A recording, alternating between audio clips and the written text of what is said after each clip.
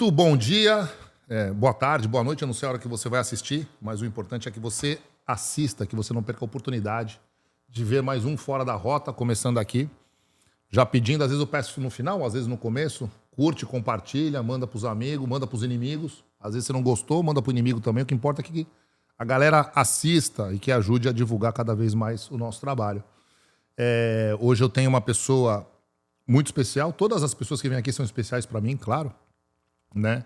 São pessoas que marcaram a minha vida, principalmente a minha vida cristã, que não é tão velha, mas também não é tão nova assim. Eu já estou convertido há 8 anos, mas eu sou um menino ainda na fé, tenho muito que aprender. Mas para nada melhor que aprender na fé, se baseando, seguindo e se moldando com homens que você admira e que já estão há mais tempo nessa caminhada e que te ensinam cada dia. Mas esse cara fala de algo que para mim é muito forte e muito importante. Como vocês sabem, a gente já falou várias vezes aqui, eu destruí 2 casamentos por conta de adultério, de todo o caminho errado que eu percorria quando eu estava longe de Deus, longe de Jesus, no mundo, e achava que estava certo. Então, quem para mim fala sobre família, sobre casamento, restaurar casamento, quem para mim fala sobre paternidade, são esses caras que realmente me tocam profundamente, que é onde Deus me curou, e é onde eu posso, através das minhas experiências ruins, que são passado, né? Nova criatura se fez quando Jesus Cristo entrou na minha vida, então eu não tenho nenhuma vergonha do meu passado, mas eu não sou esse cara, né? Eu olho para trás e sei exatamente quem eu fui e quem eu sou hoje. Mas trazer esse homem aqui hoje, a gente vai conseguir bater um bom papo de tudo que eu venho aprendendo. Esse cara já se tornou há muito tempo e vem ensinando muita gente a se tornar também, a resgatar aquilo que você foi originalmente designado para ser por Deus Pai Todo-Poderoso. Muito bom dia, meu irmão Rafael Neri. Paulão, obrigado, Opa, irmão. até derrubei água aqui, ainda bem que é ao vivo, vai ficar com água aqui mesmo, que não tem problema nenhum.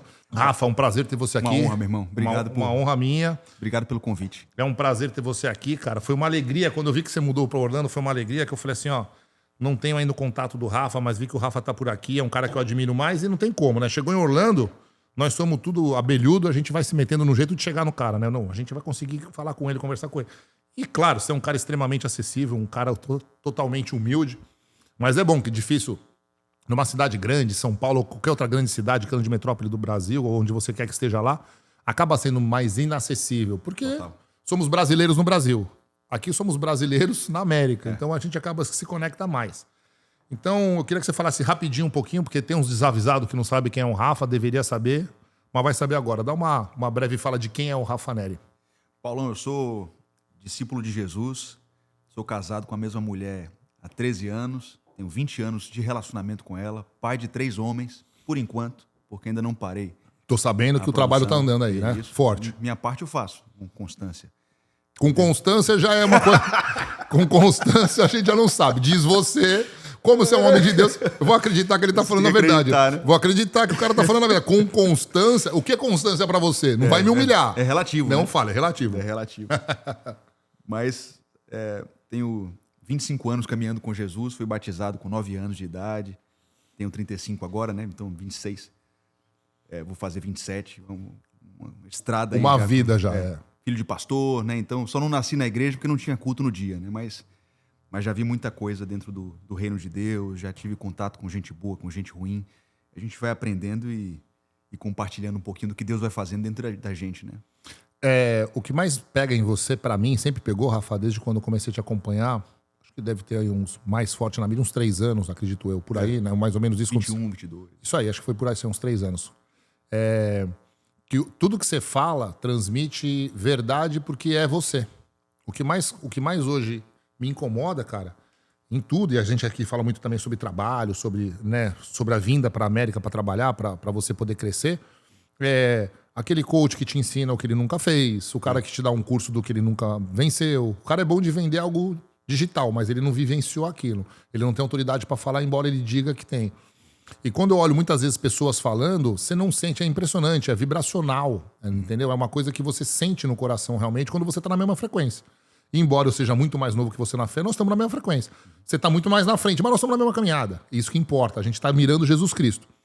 Então quando você fala de pai, quando você fala de relacionamento, quando você fala de marido e mulher, quando você fala das burradas que a gente faz, quando você fala do que você vê errado no mundo, É verdadeiro. É aquilo que você acredita e sente. Eu acho que isso, não tenho certeza absoluta que isso é o que te conecta com pessoas que querem seguir esse caminho. Mas sabe qual é o segredo que eu descobri, Paulão? É que a gente sempre tem que ter em mente que a nossa vida cristã começa em casa. Tem um vídeo que eu amo da filha do Billy Graham, que certa vez disse assim: meu pai foi o cara mais parecido com Jesus que eu conheci. Você ouvir isso de sua filha é muito interessante, né? Porque às vezes a gente é muito bom em parecer algo lá fora, mas dentro de casa a gente não é aquilo. Então eu descobri que se você é verdadeiro dentro de casa, com sua esposa que dorme do seu lado, cara, se ela tá do seu lado, se ela confia em você, se ela sabe quem você é, o resto é uma consequência. Sim. Eu falei já várias vezes aqui que o sucesso verdadeiro é legal abrir a porta de casa, chegar na driveway, na garagem, bons carros e tal, é legal. Você fala, pô, tô tendo sucesso, né? Tô fazendo dinheiro e tal. Mas esse sucesso é o raso. O sucesso mesmo não é da porta pra fora, é da porta pra dentro. Eu quero saber, quando eu volto, estaciono meu carro na garagem, eu abro a porta, a alegria da minha mulher que eu cheguei em casa, o respeito por ela, o carinho que ela tem, fez uma comida, preparou alguma coisa que eu gosto, ou não deu tempo, senta aqui, amor, eu vou te fazer uma massagem, tá tudo bem? E a minha mulher é japonesa, né? Amor, aperta meu pescoço aqui, tá? O japonês é bom nessa coisa. As crianças felizes, a tua filha, papai tava morrendo de saudade, papai isso, papai aquilo. Os problemas triviais de casa, papai, aquela confusão, um com o irmão, e isso, resolve aquilo. As coisas da esposa, agora eu com o bebê pequenininho e tal.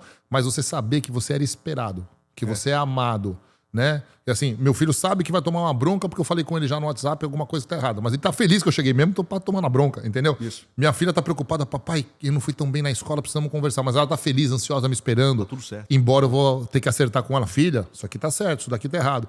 Existe esse amor, existe esse desejo de ver o pai voltar pra casa. Essa é a vitória. É. Você sabe que eu vim de uma época da igreja, nos anos 90 ali, no início de 2000, aconteceu um grande despertamento no Brasil. Só que aí vieram coisas ruins, né? Os métodos de crescimento de igreja, aquele foco muito em crescer, evento. E aí eu vi uma geração de pastores, de cantores, de pessoas famosas no meio cristão que tinham uma agenda muito grande, viajavam e etc., mas esqueceram da família. Então, 90 e os anos 2000, você tem uma geração de pastores, de ministros famosos que eram uma bomba do lado de fora, mas que estavam no quarto, no quinto casamento, perderam seus filhos, estavam fora da igreja, porque focaram nos filhos do mundo e não pastorearam sua família, né? E aquilo me marcou. Eu disse, cara, eu não posso errar no que eles erraram. Eu posso ter um ministério muito menor, mas a minha casa eu vou ganhar. Eu não quero que Jesus me encontre pastoreando os filhos do mundo inteiro e se esquecendo da minha família, né? Que é o seu chamado inicial, primário, para qualquer homem, independente de você que é um pastor, e eu não sou ainda um pastor, é cuidar de casa. Paulo disse em 1 Timóteo capítulo 5, né? Aquele que não cuida dos seus parentes, especialmente os da sua casa, da sua família, negou a fé e é pior do que o incrédulo. Então, se você tem milhões de seguidores nas mídias sociais, uma música famosa, uma pregação que viraliza, cara, isso para Jesus não quer dizer nada, velho. Como é que está seu casamento? Como é que está seu filho e seu coração de discipulado com os da sua família? Cara, a grande maioria esmagadora dos pastores do Brasilzão afora é aquele pastorzinho que fica o dia inteiro cuidando da lavoura dele, cuidando das coisinhas ali no interior e tudo mais, né? E aí porque em vez de ser uma igreja de 10 mil membros, são 1000 igrejas de 10 membros. Isso. Certo? Uhum. Esses caras que botam lá a bibliazinha embaixo do braço, sobe na Calói, na Barra Forte, pedala e vai lá e pastoreia 10, 12, 15, 20, 50 daquela comunidade dele, esse cara venceu.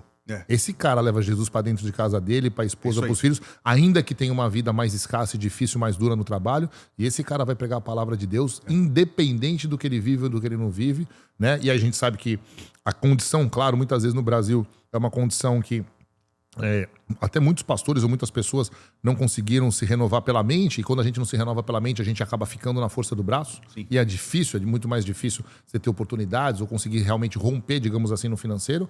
Mas esses caras não estão preocupados com isso, porque eles atrelam a felicidade deles à verdade da palavra de Deus. Sim. E eles continuam humildemente trabalhando felizes. É aquele cara que eu sei de amigos meus, é o Leandro, que você conhece bem, meu pastor, falou: Paulo, eu já fui pregar em igrejinhas, cara, que quando os caras vêm me dar, a gente quer ofertar na sua vida, semear na sua vida, pastor, moedinha e notinha de 2 e um dinheirinho assim amassadinho que o cara te dá, cara, te constrange. Uhum. Mas se você não pega, o cara fica ele, com todo o coração, isso. Aqueles 10, 12 homens te deram, deu 50 reais. Você toma uma Coca-Cola e uma coxinha. Mas, cara, pensa numa oferta que você fala, cara, isso aqui é muito de Deus. Mas o cara só ama isso aí se for espontâneo, se ele é aquilo. Porque Se é verdade. Hoje existe uma cultura muito da persona, da máscara que você usa lá fora. E esse é que é o problema, cara. Porque a sua família percebe isso. Seus filhos percebem quando você é uma farsa.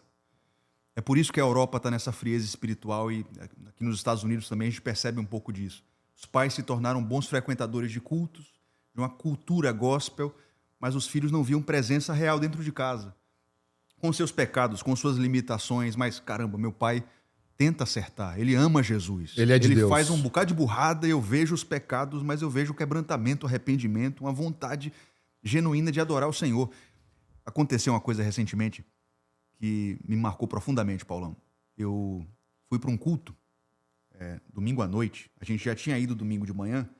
E aí, domingo à noite, meu filho mais velho falou assim: pai, deixa eu assistir o culto dos adultos. Porque eu já fui para o Kids de manhã, queria ficar com vocês no culto dos adultos. Eu disse: tá bom, filho, você vai ficar. A gente sentou na frente, eu, a Jéssica e ele. Aí o pastor disse assim: Rafa, eu quero que você faça a oração depois do louvor. Depois que o louvor acabar, sobe lá em cima no púlpito e conduz a igreja num tempo de oração. Eu disse: poxa, que honra, né? Que privilégio conduzir a igreja num tempo de oração. Aí o louvor acabou, eu subi um pouco preocupado. Pô, será que eu vou gaguejar? Será que eu vou falar bem? Será que eu vou orar bem? Preocupado com a minha performance. Subi, orei, gritei, bradei, a igreja veio junto, aquele fogo, aquele mover. Eu desci, satisfeito, né? Pô, acho que fui bem, eu orei legal, minha performance foi legal, né? Coisa meio bizarra, meio ridícula. Aí a gente voltou para casa. Minha esposa colocou os meninos para dormir.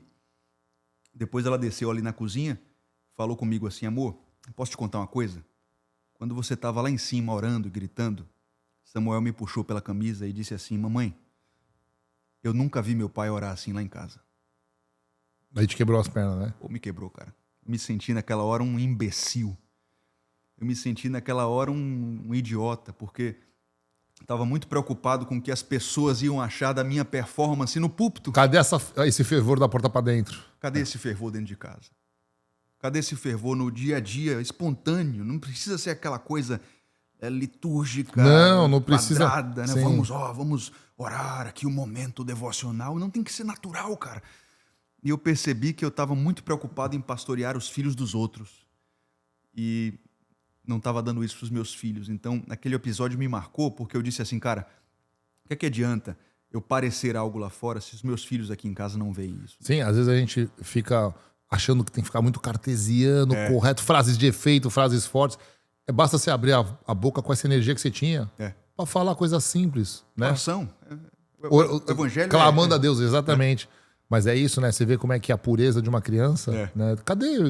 Cadê meu pai? Quem é esse aí que eu não conheço? Quem é esse aí? Embora meu pai seja um homem de oração, de fervor, de Deus, mas esse cara nunca foi lá em casa orar, não. Isso. Né? É isso aí, cara. Isso é vergonhoso. A gente tem que matar essa cultura, cara. Você vê que no meio da igreja existe essa coisa assim, tá sempre tudo bem, todo mundo quer parecer uma bênção, não tem problema, não tem pecado. Tá todo mundo perfeito, né? Todo mundo. A gente tem vergonha, inclusive, de ser vulnerável, né? É o crente do checkmark, né? Ele diz, eu fui na igreja, check. Aí vai almoçar depois da igreja, ou se vai à noite só, passa o domingo fazendo um monte de besteira e depois vai à noite, aí papai me perdoa, dá um checkmark, e segunda-feira não teve mudança. E aí não existe fruto, aí existe o cara que vai lá, né? E parece que ele pega de deixa eu aqui me lavar os pecados da semana pra zerar, mas não é pra não pecar mais. É pra estar com a folha vazia pra preencher os pecados que ele já sabe que vai cometer a semana inteira. Continuando no mesmo erro, continuando no mesmo pecado, sem que haja mudança. Então, cara, isso não é evangelho, cara. Eu vou lá domingo, pedi perdão a Deus aqui, me acertei todo com Deus, Deus me perdoou. Ai, eu fiz uma oração, chorei no louvor. Chega a segunda-feira, agora eu posso pecar de novo, porque eu tô zerado. E eu posso. E aí toda vez ele chega lá com a lista cheia. Claro que a gente peca. Claro que a gente. Claro. Eu costumo falar, criançada, vamos cometer um erro novo? Não é que eu quero que você cometa, mas vamos cometer um novo pra gente corrigir? Entendeu? Deixa essa bagunça no quarto, não é mais pra deixar bagunça. Roupa jogada, molhada e toalha na cama, não é mais pra deixar. Não sei o que. Então, essas besteiras que a gente faz, claro, isso não é nada. Nós estamos falando do dia a dia de uma criança, mas, poxa, cometi um erro aqui no trabalho, cometi um erro aqui com a esposa, cometi um erro aqui com um sócio. Preciso me consertar e não errar de novo, certo? Me arrepender. Cometi outro erro. Pai, isso aqui eu não tinha cometido ainda, ó, que vacilei. E tu se corrige. Cara, você vai ficando calejado, Rafa. E faz parte do processo. Além de fazer parte do processo, você vai pensando 2 vezes antes de errar de novo. Isso. Você vai fazer uma besteira, dar um break e falar, opa, eu fiz alguma coisa parecida aí, deu ruim. Não é assim, não tá certo. Às vezes, claro, que a gente estava conversando agora há pouco, é no ímpeto, é no emocional. Cara, então se for emocional, eu preciso corrigir minhas emoções. Mas a mudança é natural, é espontânea. Não é aquela coisa pagã, religiosa, como, meu Deus, eu pequei e agora eu tenho que aplacar a ira de uma entidade que está furiosa comigo. Não é isso. É porque eu vou caminhando com Jesus e eu me torno cada vez mais parecido com ele. O evangelho é natural, é simples. É uma né? transformação que vai acontecendo naturalmente e vai te tomando. E quanto mais você se transforma, mais você busca. Porque o genuíno, ele se busca mais. Eu estou sendo transformado porque a fé vem de ouvir a palavra de Deus. Cara, deixa eu escutar mais, deixa eu ter mais intimidade. Algo que sempre pegou muito comigo é a intimidade. Eu falei com Deus, Deus falou comigo, o Espírito Santo falou, cara, que WhatsApp é esse que eu não tenho? Que Deus não me manda nenhum recado aqui. Eu quero que Deus mande um recado para mim. Jesus tem que falar comigo, o Espírito Santo manda para mim. Mas, cara, eu tenho a intimidade que esses caras têm. Eu dedico o tempo que esses caras dedicam à palavra, entendeu? A esses homens, essas mulheres de Deus que estão o tempo todo buscando, orando. E, claro, às vezes o cara pode ter a sorte, como muitos têm, de ouvir aqui, né? Pum, falou na orelha. Às vezes eu chego, fui usado, te dei uma palavra de uma resposta que você esperava um ano. Mas é o mover de Deus para fazer com que a palavra chegue até você. Baseado em intimidade. Mas tem dois lados aí, viu, Paulão? Porque eu acredito que tem gente que tem uma grande intimidade com o Espírito Santo e ouve bastante, mas também tem muita gente que eu acho que acaba se confundindo, assim, como se Deus estivesse sempre falando com ele em todas as oportunidades, e não é. Tá? Eu vejo muita loucura também no meio dos cristãos. Eu vou te falar por experiência própria. Eu caminho com Jesus desde os 9 anos. Eu não fico ouvindo todos os dias, olha, pega esse livro, mexe aqui. Às vezes Deus me dá direções através de conselheiros. Paulão, o que é que você acha, cara? Estou pensando em fazer isso aqui, o que você acha que eu devo fazer? E Deus vai me falar através de um cuidado de um amigo. Ou da minha esposa que está em paz comigo, vamos mudar, vamos fechar o contrato, vamos fazer assim, assado. Então, eu não acho que para você ser íntimo de Deus e ter um relacionamento com Jesus, você precisa ter esse nível de experiência do tipo assim, todos os dias, Deus falando com você audivelmente em todas as situações. Concordo. Você tem que estar inserido no meio cristão, aí sim. Exato. Porque esse ecossistema teu, esse ambiente teu, vai fazer com que respostas venham. E não é Deus te falando, é, na verdade, a multidão de conselheiros que a Bíblia fala. É o corpo, né? É o corpo. É uma família. Exatamente. Às vezes, não necessariamente uma experiência sobrenatural, mas a espontaneidade do corpo de Cristo. Até porque vamos ser aqui mais carnal na resposta. Deus tem mais o que fazer do que ficar mandando experiências sobrenatural para você todo santo dia. É isso. São 8 bilhões que ele espera que caminhem para a direção dele, não para a direção do inimigo. E assim, Deus tem muita coisa para cuidar. Se a gente for falar assim, pensar numa estrutura, né, o todo-poderoso, do tipo, ô campeão, ele fala com você todo dia, não fala com mais ninguém. Já é um negócio já meio esquisito, né? Não, tem coisa que tá clara na palavra. Muita coisa, é exato o que eu ia te falar. Você leu, você interpretou, o manual da vida tá aí. E você tá esperando que ele te explique o que ele já te explicou aqui várias vezes. Às vezes vários livros da Bíblia falam a mesma coisa de formas diferentes, ou de momentos diferentes. Tá explicado. Teve um jovem uma vez, lá na igreja, em Salvador, ele disse assim, eu estava orando e jejuando, e aí eu acordei um dia e perguntei ao Espírito Santo se eu deveria sair para trabalhar naquele dia. Ele tinha um emprego, estava contratado, CLT, e aí ele levantou de manhã e disse, Deus, eu devo ir trabalhar hoje? Me dá um sinal. Ele disse que saiu de casa, pegou o carro, primeira sinaleira estava vermelha. Ele, opa, é um sinal do Espírito Santo. Não vou trabalhar hoje. Voltou para casa e ficou em casa. Eu disse, cara, tu é maluco, é? Você está ganhando salário. Você deu sua palavra de que você ia estar lá. E você quer que Deus te mostre um sinal se você deve trabalhar? Vai para o seu trabalho, vagabundo. Vai cumprir sua palavra. É óbvio que você deve trabalhar. Pô, você já está na palavra. Você não precisa clamar por uma experiência sobrenatural ou algo divino que vai te mostrar um anjo no meio do caminho. É princípio, né? Então... existe muita gente que diz que Deus não fala, mas na verdade não busca nos lugares certos, não conhece a palavra, não ora. Não, ou por um negócio tão supérfluo. Qual que é a necessidade de você não ir trabalhar? Pois é. É uma coisa que foi extraordinária, que você não pode, porque realmente você precisa fazer algo muito importante. Não, simplesmente vou perguntar para Deus se eu preciso trabalhar, se eu preciso cuidar dos meus filhos, ou se eu preciso ser um bom marido. Às vezes é um nível de misticismo, assim, de maluquice. Misticismo é a palavra. E o cara pira, né? Fica pirado, fica tantando. Deixa eu te perguntar uma coisa que eu acho importante hoje. Você é um cara que analisa demais essa questão do homem. Cara, a distorção tá muito grande do que é ser homem. E hoje em dia, tanta informação, tanta coisa, tantos quererem pertencer, tantas situações das pessoas falarem a gente tem liberdade, nós somos livres para isso, livre para aquilo, vocês têm que aceitar, vocês têm que respeitar, essa confusão toda que tá nesse mundo woke. O que você vê hoje, Rafa, que mais vem distorcendo?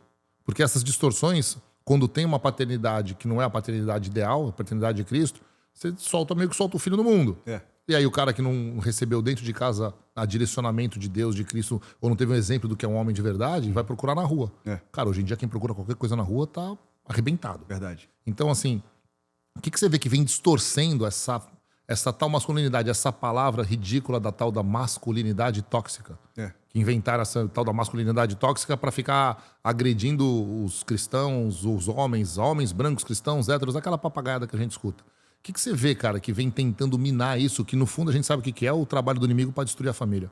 Eu acho que a maior doença do nosso tempo é a ausência paterna. É a falta de referência. Eu vejo mulheres perdidas, homens perdidos, porque não tiveram um pai de verdade, cara. Porque quando você não tem referência, Paulão, de onde é que você vai tirar o certo? Você só dá o que tem.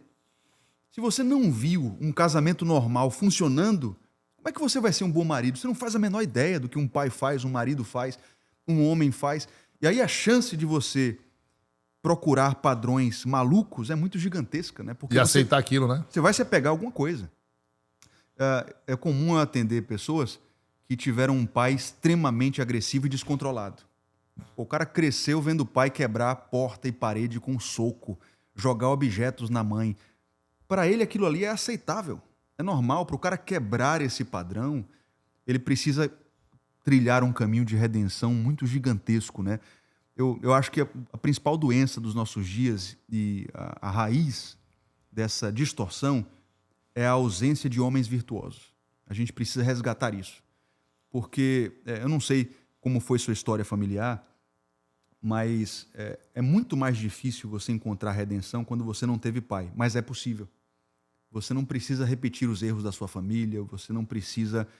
você não está fadado a um fracasso familiar só porque você veio de um lar que teve essa lacuna. É isso que eu tento mostrar para os homens, né? Que existe um padrão de masculinidade. Nosso padrão é Cristo.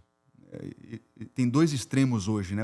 O extremo do homem desconstruído, emasculado, castrado, que, na verdade, abdicou da sua virilidade por causa de ideologias. Mas tem um outro extremo, né? O cara que acha que ser homem é ter 50 de braço, uma barba de lenhador, tomar 3 canecas de cerveja sem respirar. Isso não é masculinidade pra gente. Nossa referência é Cristo Jesus. Exato. Se nossa geração não descobrir isso, velho, a gente tá perdido. A polaridade do 8 ou 80 é o que estraga sempre, né? Você quer ver uma coisa que você falou do homem tóxico, né? Cara, a sociedade nunca vai conseguir negar que nós sempre vamos precisar de homens violentos. Sim ou não? Falei alguma besteira aqui? Você falou, eu já falei aqui, isso é a maior verdade que existe. O homem justo, bom e violento sempre vai ser necessário. Se você pega a sociedade, imagina a capacidade de suporte, guerra, um caos, colapso, e você pega uma mulher grávida parindo um filho, ela sempre vai precisar de um macho disposto a morrer por ela. Sim. E a sangrar e ser potencialmente perigoso para os homens de fora. O homem precisa ser capaz de gerar violência. Isso. Se for colocado ao ponto tal, né? O homem cristão, ele precisa ser potencialmente perigoso. Eu falo isso e eu sei que eu vou ser cancelado. Mas o homem cristão tem que ser uma máquina perigosa sob o governo do Espírito Santo. Exatamente. É esse o ponto, né? É exato. Quando você fala isso, eles tiram do contexto, faz um corte aqui, tira do contexto e fala que o homem tem que ser perigoso. Uhum. Mas um homem perigoso cristão é aquele que segue a palavra de Cristo e é aquilo, morrer pela sua família, morrer pela sua esposa. E como é que você vai se colocar numa posição de morrer pela sua esposa se você não tentar sobreviver? Ou você vai se entregar? A partir do momento que você está disposto a morrer pela sua esposa e acontece algo ou um fato que você se posiciona a esse ponto, tu vai lutar pela tua vida, não vai? E aí fica muito claro... E pela vida dela? Que a masculinidade torna o mundo um lugar melhor. Mais seguro. Né? É necessário. Mais seguro. Né? Mas é assim, é os inversos. Por exemplo, nos Estados Unidos, eu falei essa semana, o pessoal perguntando sobre arma e tudo mais. Você vê aqui tem arma, eu tenho negócios de arma, adoro armamento. Mas por que você anda armado em Orlando se é tão seguro? É o inverso. Porque muitas pessoas estão armadas em Orlando, a bandidagem já sabe, é seguro. Então a gente não usa arma na rua para se defender de bandido. A gente usa arma na rua porque a gente sabe que a chance de alguém fazer alguma coisa contra a gente é muito menor, porque o cara sabe que se ele procurar, ele vai encontrar. Então, da mesma forma que se você é um cara que se posiciona realmente como um homem, se é um sacerdote do lar, se você vai cuidar da sua família, da vida pela sua esposa, e você é um cara fraco, fisicamente fraco, não preparado e não pode exatamente gerar violência, eu não sou um cara violento na rua. Mas eu preciso ser capaz de gerar violência para proteger minha família. O cara, o marido, o pai, que não se prepara para defender sua família, o cara que não se importa com preparo físico, artes marciais, técnicas de defesa, equipamentos que possibilitem a defesa do lar, ele é um palhaço. Ele é um cone que não é digno dos filhos da esposa que Deus deu para ele. Todo homem precisa se concentrar nisso. Deus deu essa missão para o homem. É difícil falar isso para alguns brasileiros, cara, porque a ideologia colocou tanto na cabeça deles isso que, não, mas a polícia, isso aí é dever da polícia, do porteiro. Não, o dever é teu. Cara, isso é anticristão. É sua obrigação como pai. O criador, como homem. O criador da sua família entregou essa missão para você. E tu quer delegar, né? Pois é. Um meliante invade sua casa, nenhum policial vai responder um inquérito policial militar porque deixou o cara invadir. O porteiro não vai responder. O Estado não é responsável por proteger seus filhos. Responsável é você. Se você terceiriza isso, você é um banana, cara. Você é um homem que é digno de pena, né? E é engraçado, viu, Paulão? Porque isso aqui, ó, a arma, durante muito tempo, foi colocada nas discussões, nos debates, como um símbolo de algo ruim necessariamente. Mas eu vim de Salvador. Eu fui criado em Salvador. Sabe o que acontece em Salvador? Você tem as famílias boas completamente desarmadas, mas o Estado não foi competente o suficiente para desarmar os criminosos. Pelo contrário, o meliante que quiser, ele tem a arma a hora que ele quiser. É fácil. E melhor do que o armamento oficial da polícia. Do Estado, é. Então veja como, no final das contas, esse é um assunto polêmico pra caramba, viu, cara? Muito. Mas eu não tenho medo nenhum de entrar. Eu considero que o desarmamento, a ideologia desarmamentista é anticristã. Por quê? Nós temos na tradição cristã alguns pilares, algumas doutrinas fundamentais. Uma delas, se você olha São Tomás de Aquino, Agostinho, é o direito natural. Todo ser humano, mesmo que não conheça a Bíblia, interiormente sabe que algumas coisas são certas e outras erradas. Por exemplo, o direito à vida. Todo ser humano em todas as civilizações souberam muito bem que o ser humano tem um direito à vida. Claro. Como consequência do direito à vida, o direito à proteção, à defesa, também é necessário, porque se você diz que existe direito à vida, o ser humano precisa ter direito a se proteger. E é aqui que eu entro com a coisa do desarmamento. A cultura desarmamentista, ela entende que é belo e moral você desarmar a parte justa da população sem ser competente para desarmar os meliantes. E isso só produziu as maiores catástrofes, ditaduras. O nazismo, antes de ser implantado, desarmou pessoas. Mao Tse-tung, antes de matar 60 milhões de chineses, desarmou pessoas. Claro. O grande expurgo da União Soviética desarmou a população antes de matar mais de 90 mil líderes cristãos em um período de 3 meses. Cuba fez isso, Venezuela fez isso, todo mundo. México na revolta dos cristeiros, a República de Weimar, o Congo antes da Grande Fome, Holodomor.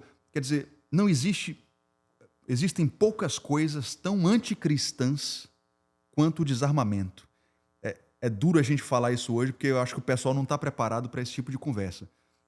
Mas como cristão, eu entendo que nós precisamos de homens preparados para usar isso aqui, para defender aquilo que Deus colocou sob sua proteção.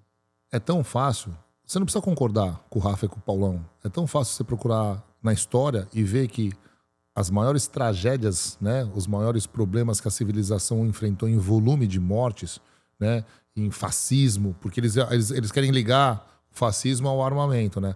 Na verdade é o seguinte, você está dando força para o cidadão, você está sendo não fascista. Isso. Porque o fascista é o que dá força para o Estado. Exatamente. Né? Mas eles vêm falar sobre fascismo, eles nem sabem o que eles estão falando. Eles vêm falar que, primeiro que é o seguinte, a arma não faz nada. Quem faz é o cidadão, quem faz é a pessoa. Essa arma não dispara sozinha. O carro pode ser uma arma. Uma faca, o que quiser, certo? Então vamos parar de fazer faca, vamos parar de fazer uma caneta Bic. Você já viu quantas pessoas são atacadas com lápis, o que quer que seja? Uma pessoa mal intencionada vai utilizar o que ela tiver na mão. O problema é o ser humano, o problema não é o equipamento em si. Mas é um equipamento totalmente necessário para equilibrar a falta de, por exemplo, o Estado não pode estar presente o tempo todo. O meliante entrou na tua porta, você vai ligar lá no Brasil 190 e ficar esperando. Espera aí na frente aí, Omeliante, só um pouquinho. Você vai arromba, daqui a 10 minutos você arromba a minha porta, que daí a polícia chega e aí vocês se resolvem aí. Não existe nem efetivo policial. Nem efetivo para isso, e é exatamente. Além de na parte cristã você ser o responsável pela segurança da tua família, porque Deus te confiou, na parte aqui do dia a dia do ser humano, não dá tempo hábil, não tem efetivo para isso, você entendeu? E de novo, o povo armado... Primeiro que, cara, o povo armado se protege do Estado. É. Porque quando o povo armado não se protegeu do Estado, não foi essa confusão de bandido, o ruim e o bom, o ser humano, né, o homem de bem e o bandido. Porque o homem de bem e o bandido, existem muitas mortes nessa seara, muitas. No Brasil, lá, 60 e poucos mil. Mas 60 milhões com Mao Tse Tung não foi o homem de bem e o bandido. Claro que foi não. o governo, né? Exato. Foi o Estado que dizimou as pessoas. Exato. Então, a segunda emenda fala muito claramente isso. Uma milícia regulada, armada, é necessária para a manutenção do Estado livre. Ou seja, para você, o governo saber, ó, nós temos mais de 350 milhões de armas na mão dos americanos, mais de 10 trilhões de munição na mão. É bom a gente não arrumar confusão. Porque nem o nosso próprio exército vai... Como é que a gente vai fazer para arrumar essa confusão aqui? Porque os homens estão armados para se proteger. Isso. Não haveria holocausto. Você tem noção do que é isso, cara? Não haveria holocausto na Alemanha sem desarmamento. Era impossível conseguir fazer o que eles fizeram. Impossível. Impossível. Eu acho que o cristão ele precisa ser anti-desarmamento. É imoral qualquer tipo de controle estatal de armas de fogo por cidadãos livres. O cidadão livre ele precisa ter o direito. Paulão, eu sou cristão, eu sou pacífico. Eu quero um mundo sem armas, até porque eu acho que no céu nem vai ser necessário a gente Com certeza. ter armas para defender nossa casa. Mas eu não vivo em Nárnia, cara. Eu acho que tem muito cristão que vive em Nárnia hoje. Tem uma galera que defende o desarmamento e não percebe que só precisa dar errado uma vez para você perder quem você ama, porque você delegou e terceirizou a sua responsabilidade. E esse debate vai ser sempre assim, porque vai falar que mais armas traz mais violência. E, de novo, você procurar todos os países com mais cidadãos armados, são, obviamente, os países mais seguros. Exato. Você entendeu? Porque o vagabundo, ele é vagabundo, mas muitos deles não são burros. A gente tem que admitir, tem muito vagabundo que não é burro. Claro. Então, e se tem alguma coisa que o vagabundo quer, é ficar vivo. Entendeu? Você não vê um vagabundo que vai, vou pra matar ou morrer. Não vai, cara. Se eu te colocar na parede ali, se eu te pegar, conseguir desarmar você, te colocar com um fuzil na tua cara, tu vai pedir, pelo amor de Deus, pra não te matar, pra te prender, claro. E tal. Pelo amor de Deus, quantas a gente vê? A polícia matou. O que a polícia ia fazer? Ia falar pra ele, baixa o fuzil pra gente bater um papo aí e tudo mais. Ah, podia ter conversado. Conversado como? Você só vê eles bonzinhos, a hora que já tá algemado, preso. Aí são tudo santinho. Isso. Mas com a arma na mão, são tudo macho. Então, assim... Qual é a única forma, vamos mais ali, qual que é a única forma de você poder equivaler uma mulher com a força de um homem? Não é uma arma? Claro. Se eu vou chegar pra pegar uma mulher, se eu sou um cara mau, eu ia falar em libras aqui, com 115 quilos, 1,92 m que eu tenho, se eu for dar um soco numa mulher de 1,60 m, eu vou matar a mulher. Qual que é a única forma que equilibra ela comigo? Equiparar as forças. Equiparar. Ela sacar uma arma. Porque a hora que ela saca uma arma pra um vagabundo desse tamanho, o cara sabe, campeão, a força tá equiparada. Ah, ela tá acima. Óbvio que ela tá acima, a sorte dela. Aí você vê a hipocrisia das ideologias feministas. Porque elas pregam, por exemplo, o direito à vida e a defesa da mulher, mas quando chegam nessa parte elas negam. O direito da mulher se defender e usar um meio eficaz para equiparar as suas forças. Equiparação é a palavra, você entendeu? A hora que ela saca a arma pra um vagabundo que vai estuprar ela, e ela aperta o gatilho, acabou. É isso aí. Acabou. Ah, mas ela matou, se foi necessário, né, chegar às vias de fato, não foi, eu até falo, não foi ela que matou o cara, pediu pra morrer. E aí você entende por que num lugar onde existem mais armas, a criminalidade diminui. Porque a partir do momento que o cara quer fazer, mas não tem certeza se a mulher está armada, ele não faz. Não, o advento da dúvida é positivo sempre pro cidadão de bem, entendeu? Exato. Assim como no Brasil, quando desarmou todo mundo, vamos assaltar. Por quê? Porque não tem arma. Como você sabe, eu sei, o Estado não deixa ter. Então quem tem arma somos nós. Então essa certeza da vulnerabilidade é o que cria a oportunidade pro cara exagerar. Pro cara fazer a coisa mais agressiva, pro cara ser mais audacioso na hora do crime. É bem complicado isso daí. E a gente vê o seguinte também, nessa questão de... A gente vê hoje essa geração, e você falou sobre masculinidade, a gente vê uma geração muito perdida, essa geração hoje, digamos assim, jovens adultos, né? 18, 20 e poucos anos. Cara, para esses jovens adultos estarem completamente perdidos, é porque caras da nossa... Eu sou bem mais velho que você, tá, Rafa? Mas tudo bem. Eu sou 15 anos mais velho que você. Mas é porque caras da tua idade, da minha idade, falharam como pais. Total. Você entendeu? Então, às vezes, eu olho pro lado e falo assim, cara, quem criou esse bando de idiota funcional, esses caras que não, né? Esses caras que não pensam em nada, esses caras que não querem nada com nada, que não vão ter uma família estruturada, forte, feliz, que não vão criar algo. Claro, faz as burradas quando é jovem e tudo mais, mas estão tentando caminhar na direção certa. Quem fez esses caras, quem fez essa juventude, que hoje já está numa, digamos assim, jovens adultos, né? Não mais uma juventude, já saindo da adolescência, transitando para uma fase adulta, são os babacas da nossa idade, cara. É isso aí, com certeza, cara. Pô, mas por que tem tanto babaca na nossa idade? Eu começo a olhar pro lado e falo assim, meu Deus do céu, graças a Deus, meus amigos não são perfeitos. E eu tenho muitos bons amigos, assim, uma vasta quantidade de bons amigos. Uns vieram da faculdade, outros vieram da escola ainda estão comigo, 35, 40 anos de amizade, outros da faculdade, outros novos amigos aqui, porque a gente vai se conectando com aquela energia, com aquilo que a gente acredita. A gente vai se conectar em pessoas que não têm, né, não são em mesas que a gente gostaria de sentar.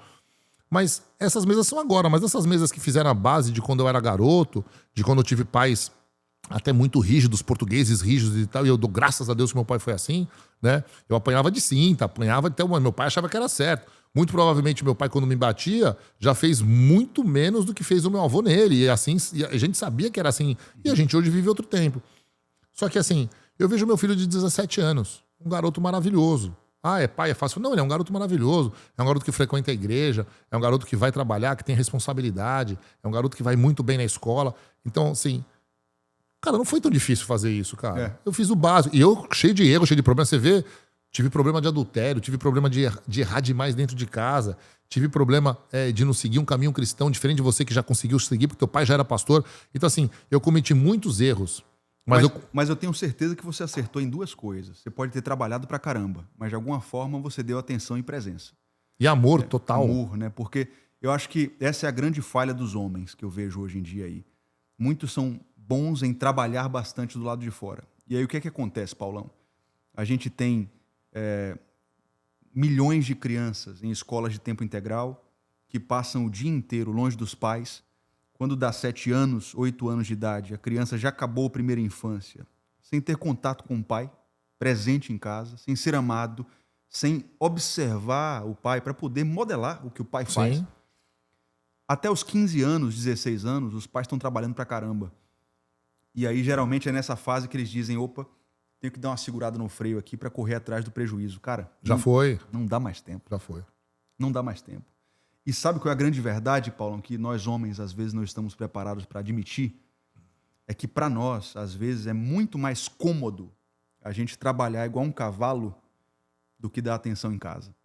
O cara se acha um suprassumo da masculinidade porque ele é um grande CEO, milionário. Tô provendo aquela Mas a papa, família né? é quebrada, cara.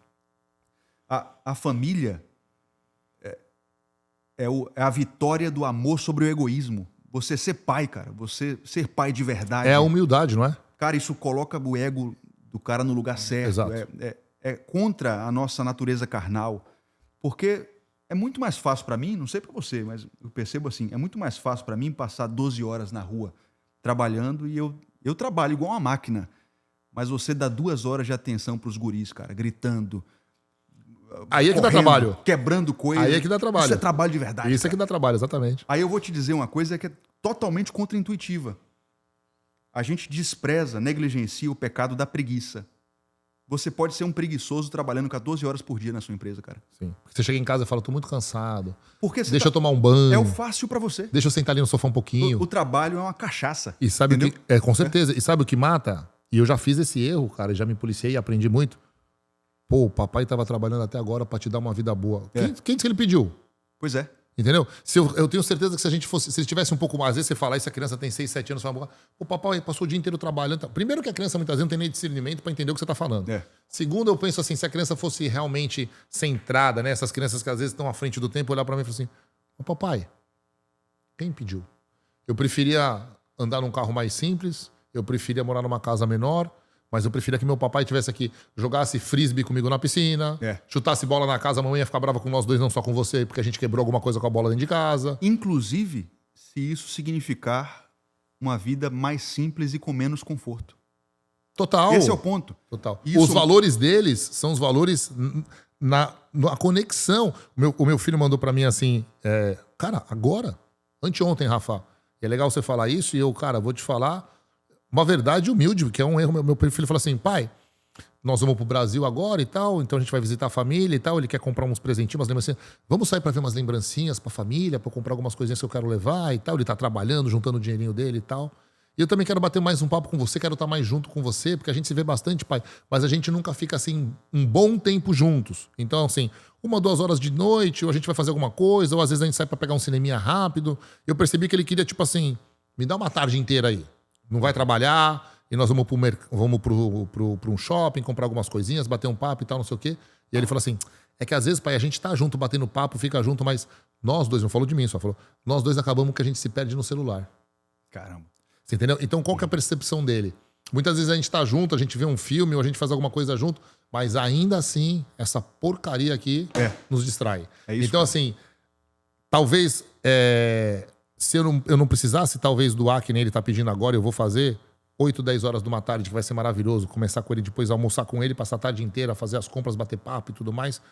Talvez se eu fizesse 1 hora, todo santo dia, que ninguém nem tocasse no celular, esquecesse do mundo, tivesse lá, talvez essa falta que ele tá sentindo agora de passar algumas horas comigo, ele falaria assim, pai, vamos fazer o que a gente sempre fez, só que vamos fazer agora, vamos fazer uma comprinha, então a gente fica um pouquinho mais junto e tal, mas a frase do tipo, não mexa no celular, porque eu e você, a gente acaba que fica no celular e se perde. Olha só, cara. Você E é entendeu? verdade. E é verdade. E aí a gente entende como as mídias sociais nos tornaram meio imbecis, assim, porque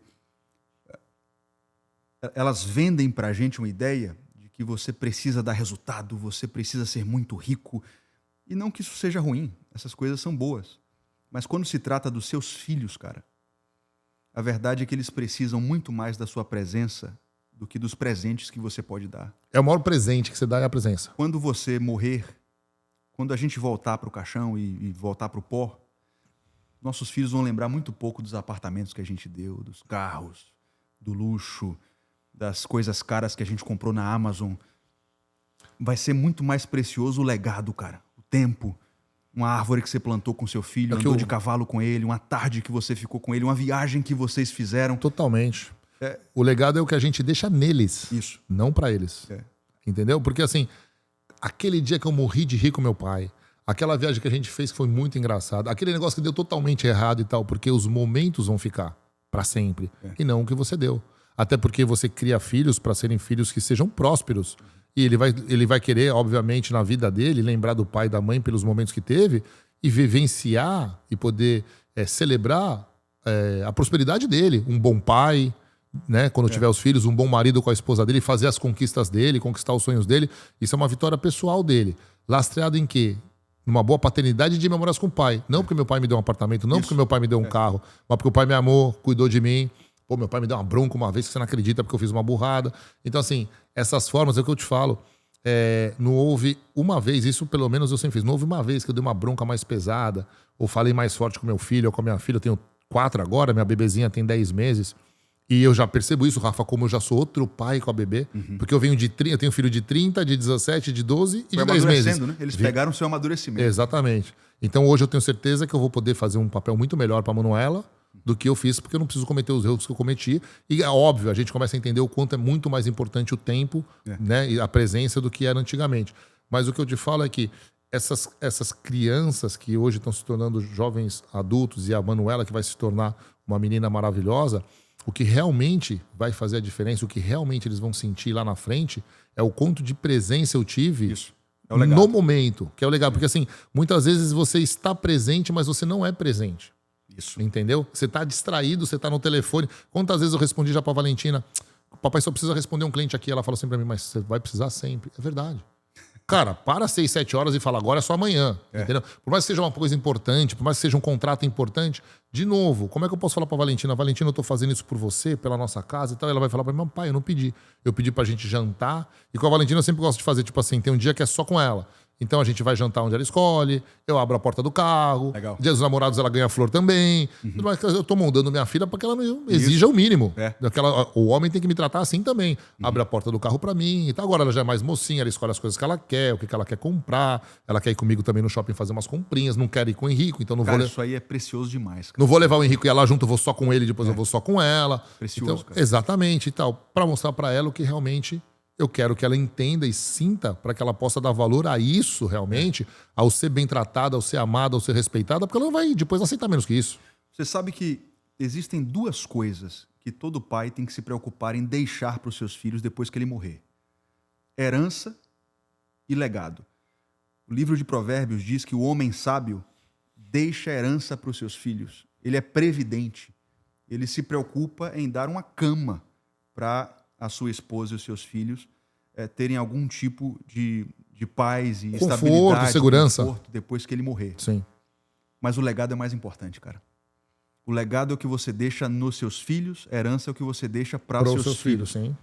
Quando você deixa de lado o celular para passar 1 hora de qualidade com sua filha, cara, você pode estar fazendo a diferença entre ela se casar com um moleque cretino e se casar com um homem virtuoso parecido com Cristo Jesus, cara. O fruto do legado é incalculável, ele perdura por gerações. Sim. Seus bisnetos vão usufruir dos benefícios de coisas que você plantou na vida da sua filha hoje. Sim. O movimento errado e o fruto da herança foi embora. Pois é. Uma má administração, um erro da minha mulher, dia. porque eu parti, o erro do noite pro dia foi embora. Mas o legado você não rouba, cara. Sim. E é a única forma deles reconstruírem algo que, porventura, eles perderam. Porque senão, com que base eles vão continuar? Como é que eles vão ficar? E é isso que cara, eu tava refletindo isso não há muito tempo, cara. Eu venho pensando, eu falei assim, essa geração abobalhada é fruto de pais abobalhados. Quem são esses caras? Somos nós. Não nós, graças a Deus, mas é a nossa geração. Total. Que criou gente tão fraca, mas assim, como eu vim de uma educação de matriz portuguesa, o português sempre foi muito austero e tal, eu não consigo entender que pais foram esses que criaram crianças tão fracas, que criaram crianças, né? Ou geraram filhos que tiveram tanta falta da paternidade, cara. Você sabe? Mas esse que é o ponto. Para você destruir seu filho, você não precisa ser um mau pai. Você só precisa não estar presente. Você só precisa não ser pai. Exatamente. Não precisa ser mal, é só não ser. Você só precisa se omitir, cara. A omissão de um patriarca cobra um preço absurdo de quem mais ele ama, cara. É isso que eu tenho aprendido, Paulão. Você sabe o que é que diferencia um moleque de um homem de verdade? Quando você é solteiro, meu peixe, se você vai pra farra, enche a cara, pega 3 mulheres na mesma noite, só você, no máximo elas, vão sofrer as consequências. Quando você é um pai de família, meu amigo, que você adultera, você se embriaga, você peca de qualquer forma, os inocentes que estão sob sua proteção pagam um preço maior do que o seu. É isso que um pai de família precisa aprender. Se eu pecar, não é só sobre mim. É porque minha esposa vai sofrer mais do que eu mesmo, cara. Então eu não posso pecar. Eu tô arrastando uma maldição sobre os meus. Eu tenho que defender eles. Eles vão sofrer mais do que eu, então eu preciso seguir o meu código moral, seguir o evangelho, fazer o certo. Não o que eu quero, mas o que eu devo fazer por cuidado a eles em primeiro lugar. Essa questão importante, você falou, eu preciso fazer o que tem que ser feito, não o que eu quero fazer. O pessoal fala, pô, agora você é cristão, você é de Deus e tal. Alguns amigos que, né, vê você mais a fundo nisso, ou pelo menos se posicionando mais nisso, e acham que tua vida ficou melhor ou mais fácil. Eu falei, não, cara, a vida ficou mais difícil. Ficou bem melhor, mas mais difícil. Porque me converter a cristão foi fácil até, né? Aceitei Jesus, acreditei, enxerguei, né? Confessei Jesus como meu único salvador, mas e a testosterona não converteu não, irmão. A testosterona continua do mundo. O sangue que ferve continua do mundo. Os impulsos, mas se você carne. Se você não é homem suficiente para controlar isso, e vem a pergunta, Rafa, a briga, quando a palavra fala que você tem que se renovar pela sua mente para poder ter a boa, agradável, perfeita, né? Os planos de Deus, na verdade, originais para a tua vida. E quando fala como renovar na mente, fala sobre renovar na mente para a gente entender de que a força real que nos faz prosperar não está no braço, está aqui. Costumo falar, Rafa, que não é difícil ter fé, mas se manter na fé é a luta. Verdade. Eu creio, tá, mas tu manteve? Qualquer balanço que teve do barco, tu perdeu a fé. No terceiro passo, você olhou pro lado e afundou que nem Pedro, porque a gente fala, eu tenho certeza, Deus vai prover, vai acontecer, eu tô no caminho certo e tal. Qualquer dor de cabeça no caminho que, na verdade, te prepara, porque o deserto não é teu ponto final, é só uma parte do caminho que você tá atravessando. Sim. E a gente fraqueja, é onde a gente cai. E, cara, se você não estiver realmente forte na mente, renovar sua mente, claro, para você poder cada vez mais. Muitas vezes eu falo pros caras, falo assim, cara, às vezes você pode interpretar de tantas formas essa palavra maravilhosa da Bíblia, mas assim, Não tem zona pior pra você estar do que na zona de conforto. É. Estabilidade não existe. Ou você tá crescendo ou você tá caindo. Se você acha que você tá crescendo, parei aqui porque eu tô muito bem, tá estável. Não tá estável, cara. O mundo tá andando e você tá ficando pra trás. Então, não existe nada pior do que a zona de conforto. Se você acha que tá bom o suficiente, Deus tá falando pra ti, tenho mais. Tenho muito mais pra ti. Em todos os aspectos, né? Porque, de novo, a galera começa a pensar só na questão financeira. O que destrói o casamento? As relações conjugais, o adultério e tal. E questões financeiras, você sabe o quanto o financeiro destrói as famílias. Total. Então, falei, cara, mas pensa na renovação da sua mente também para você ter uma mente forte e você ter uma emocionalmente ser diferente do que você era antes. É. Porque, assim, a falta de controle do emocional leva o cara a cometer erros, ainda que já crente, a coisas que você fala que se você tivesse estabilizado emocionalmente, se você fala, cara, não é possível que esse cara fez isso. Você, via de regra, vai ver os caras que você não acredita, caras que você lida, que você fala e tudo mais. Quando você tem acesso e fala, cara, o que aconteceu? Você vai ver que foi sempre problema emocional. Sim, total. E o que você está falando mexe com um atributo que é necessário para todo cristão, que é o autocontrole. É a capacidade de se autodominar, né? Durante muitos anos, as pessoas entenderam o autocontrole como um sinal de fraqueza. Na verdade, é sinal de força. O cara que controla a sua língua, a palavra de Deus diz, é mais forte do que o que conquista uma cidade. O homem que tem a capacidade de refrear seu ímpeto, ele é uma bomba, é uma máquina de conquistar qualquer coisa. Com certeza. Porque o ímpeto é algo bom. O impulso, a violência é necessária em alguns momentos. Mas ela precisa ser algo que está sob o seu governo. Você decide quando empregar, como empregar. Você não se torna uma vítima manipulável por ela. Um reativo. Isso, senão você vira um monstro, né? Você Um fere reativo. quem você mais ama, inclusive. Não, com certeza. Algo que já vinha na minha mente para conversar contigo e falar e te perguntar, e você falou sobre o controle, porque o cara acha que para ele ser macho e sacerdote e tal, ele tem que ser um controlador. E não tem nada a ver com isso. Porque uma coisa é você ter autoridade, outra coisa é você ser autoritário. Né? Nós, por exemplo, e você aqui como legendário, eu brinquei no começo, mas você é um legendário, participei quando você se tornou um legendário, tive a honra de participar e servir com você no Legendários. Muito do papel que a gente fez ali, quando a gente caminhou com esses homens por 4 dias, nós somos muito firmes, porque a gente tinha que ser firme. Mas você entender que 350 homens obedecem a algo que você está falando, né? Se não vem uma autoridade de Deus sobre ti, uma unção de Deus e do Espírito Santo sobre ti, para mostrar que você tem autoridade naquilo que você está falando, e os homens escutarem e te obedecerem, é fácil pegar um motim contra meia dúzia. 350 fala, ó, vamos derrubar esse meia dúzia de cara chata aí, lá lascou. Lá vai nós correndo pelo meio do mato para não apanhar. Mas quando os caras olham para você, eles entendem que você está falando sobre algo que você tem domínio e autoridade. E vive. Né? E vive. E você faz o que você vive. Né? E normalmente o ser humano acredita que o cara autoritário que manda e que controla é esse cara. O que você falou sobre o domínio próprio, que é muito importante, sobre autocontrole e sobre liberdade, eu falo muitas vezes, o cara fala assim, eu tenho amigos, né, que ainda no mundo tentando trazer esses caras pro lado certo, tentando ajudar esses caras por erros que eu já cometi, onde eu posso falar com autoridade porque eu já vivi. E o cara fala assim, cara, eu sou livre. Eu posso fazer o que eu bem entendo. O cara acredita que ele pode ir no bordel e sair com uma prostituta. A minha mulher não vai saber, não tem problema. É só sexo, não tem sentimento. Aquela desculpa que a gente dá pra fazer as burradas, né? Aquela desculpa estapafúrdia. Ridícula, mas é a desculpa do cara que é adúltero. Minha mulher não vai saber. É só sexo, não tem nada demais. Em casa eu sou um bom homem, um bom marido. Eu sou provedor, sou um bom pai. Mas ele vincula isso a ter liberdade. Eu posso ir a hora que eu quiser, eu vou jogar se eu quero, eu faço isso se eu quero, eu vou pro bar, eu não preciso dar explicação, eu sou livre. Ele não enxerga ainda que esse cara não é livre, cara. Esse cara é o maior escravo que tem da sua própria vontade. Cara, tu não consegue dizer não pra um ímpeto seu, pra um desejo seu. Que liberdade é essa, cara? Não, e outra coisa, o cara que é descontrolado em um tipo de tentação, ele geralmente é descontrolado com todas as outras coisas. Dificilmente você vai ver um cara que não se controla em açúcar, comida, que não tem dificuldade com sexo, com mentira e com outras coisas. Porque, no final das contas, ele é escravo de suas próprias paixões. Exato. Ele não consegue utilizar as emoções inteligentes para direcionar sua razão. Então, ele é um bicho, né? Tem cara que chega para mim e diz assim, rapaz, eu não sei o que eu vou fazer. O que está acontecendo, irmão? Não, porque no trabalho tem uma mulher lindíssima dando em cima de mim. Eu acho que eu não vou resistir, eu vou trair minha esposa. Aí eu pergunto assim, cara, você é um bode? Você é um jegue? Um cachorro? Porque um animal que é guiado por instintos. O ser humano, ele precisa ser capaz de identificar o impulso, o instinto e dizer, opa, eu sei que ele existe, eu sei que você está aqui, mas quem manda aqui sou eu. Eu vou fazer o que eu quero fazer, aquilo que eu decido que é o certo. Que é o certo. O homem natural, sem o poder que vem do evangelho de Cristo, ele não é capaz de fazer. É um animal. É um animal. É um animal. Se a gente for pensar em macho e fêmea, o macho vai atacar. Isso. Concorda? Claro. Ele vai sentir o cheiro da fêmea, o feromônio, cedo ou tarde ele vai cometer o erro. Natural que você... E de novo a gente volta à questão do emocional. Uhum. Porque um cara que tá em Cristo... Cara, eu vou na academia, tem um monte de mulher bonita, tem, e daí?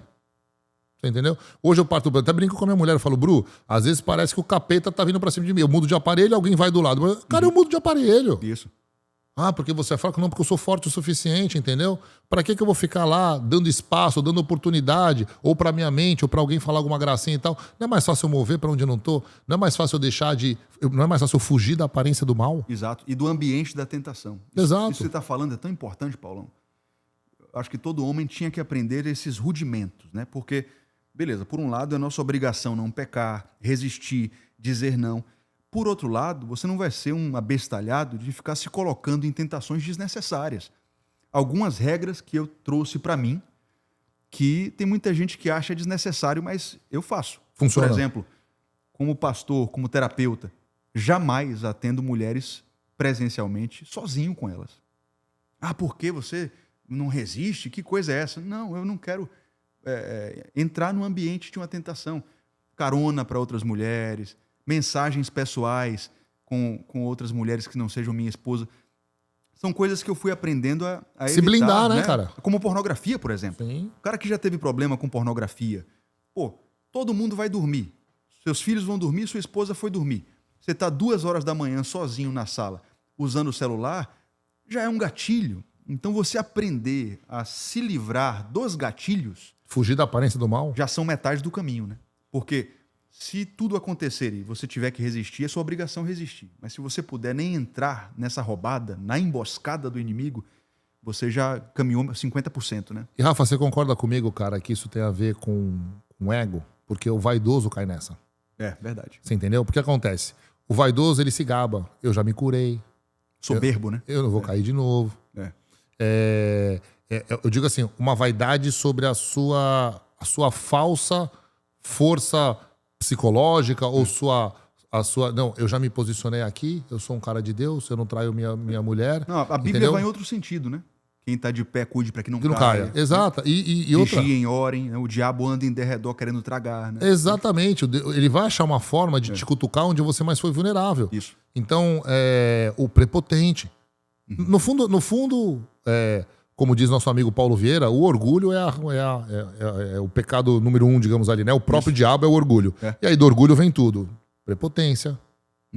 A vaidade de falar, cara, eu sou o cara, entendeu? Né? Aquela autoimagem de que Mas você tem razão. A raiz é a mesma, né? É o eu consigo, eu sou o tal, eu posso, eu aconteço. A raiz é a mesma. sempre a mesma. É a prepotência. E parte, eu acredito ainda que parte realmente, como o Paulo fala, e faz muito sentido, você pega o orgulho e todos os outros que vêm ali de baixo, né, de situações que você se coloca como tal, são base dessa fonte orgulhosa do ego. Concordo. Porque o que é eu mudar de sala para treinar em outra sala? Eu sou fraco? A Bruna não pode confiar em mim 100%? Não. Precaução, eu sou humilde. É prudência. É lógico. Qual é a minha humildade? Pra que eu vou dar sopa? Quantas vezes eu fui pro Brasil 10 vezes esse ano. Ano passado acho que fui 12 ou 13. Eu viajo bastante. Meu problema já foi o adultério, a pornografia. Eu sei de onde Deus me tirou e me curou. Meus amigos, às vezes, até amigos casados, não, nós vamos sair, depois vamos tomar um negócio, ou vamos fumar um charuto, ou vamos pra um lugar ouvir um som e tal. Cara, eu vou jantar com vocês. Amo vocês, vamos jantar. Pode ser jantar 2 da manhã, mas eu vou jantar. Nós vamos sentar numa mesa, num restaurante e jantar. Eu volto, amor, tô em casa, no hotel, já voltei pro hotel e tudo mais. O pessoal vai sair, não vai sair. Ou às vezes até casais, não, vamos todo mundo depois numa danceta. Cara, eu vou fazer o quê numa danceteria com os amigos dançar, que eu gosto de dançar sem minha mulher? Não vou. Você entendeu? O máximo lugar que eu vou sem minha mulher, tenho que ir num casamento de um irmão, minha esposa não pode ir. Eu vou no casamento, lógico. Eu vou participar dessa festa, celebrando uma união, né? Celebrando Cristo ali, gerando uma nova família. Mas assim, pra que eu vou na festa? Pra que eu vou no bar sozinho? Pra que eu vou nessa baladinha que só tá os amigos juntos? Você acha que Satanás não vai dar o jeito de chegar alguém ali comentar? Eu não bebo. Eu não bebo, naquele dia eu resolvi tomar um negócio. Putz, nunca bebi na vida, resolvi tomar um topo do negócio lá. Caiu mal, passei mal, fiz uma besteira. A culpa é da bebida ou é você que é um idiota? Que foi primeiro beber que você não bebe. Segundo foi parar num lugar que você não para. Se tu tivesse tomando água com gás no hotel, que é onde você devia estar, você entendeu? Dormindo ou vendo qualquer coisa que você quisesse, Não ia trabalhando, acontecer, óbvio. não ia acontecer, cara. Isso é prudência, cara. Então, O sábio é prudente. Mas acontece que eu vejo demais, cara. O cara acha que ele tá curado. É. Você entendeu? Eu posso ir no bar com meus amigos que eu não vou beber mais. Você vai beber. Tu não vai beber na segunda ou na terça. Na quarta você já bebeu. Isso. Porque o ambiente vai te levar pro teu pecado de novo, pro teu erro de novo. E aí o cara fala assim, então, na verdade, você não é um cara de Deus, você não tá curado, você tem que lutar contra isso. Cara, mas quem que não tem que lutar contra tudo todo o tempo, o dia todo? É. A gente tá sempre lutando contra alguma coisa que nos magoou, nos machucou, nos feriu. Você entendeu? Mas você falou uma coisa importantíssima aí, que são as amizades, né, cara? As conexões. Total. Com quem o cara decide Total. construir e alimentar a intimidade. Olha que legal, cara. Inclusive, né, amigos que não estão, não vou falar amigos adultos, que eu não, graças a Deus não tenho esses amigos, não andam comigo, meus amigos casados, independente de serem cristãos ou não, são bons homens, são homens de família, são homens que estão aí andando no caminho certo, mas assim, até na questão mais independente da parte do adultério, da parte da pornografia, a pornografia ainda é mais complicado, né? Porque muitos não são adúlteros, mas a pornografia ainda continua muito nesse Muito universo. fácil, né? Nesse universo masculino nosso, né? É muito fácil de você cair, de você querer ver, de você, né? E com algo que acaba que te destrói, né? Porque você tá casado com uma mulher, você não tá casado com uma atriz, né? Você acha que pornografia é uma espécie de traição? Cara, eu acho que a pornografia é uma traição, um momento que, assim, quando eu assisti a pornografia, eu não pensava na minha mulher. Então é uma traição. Isso.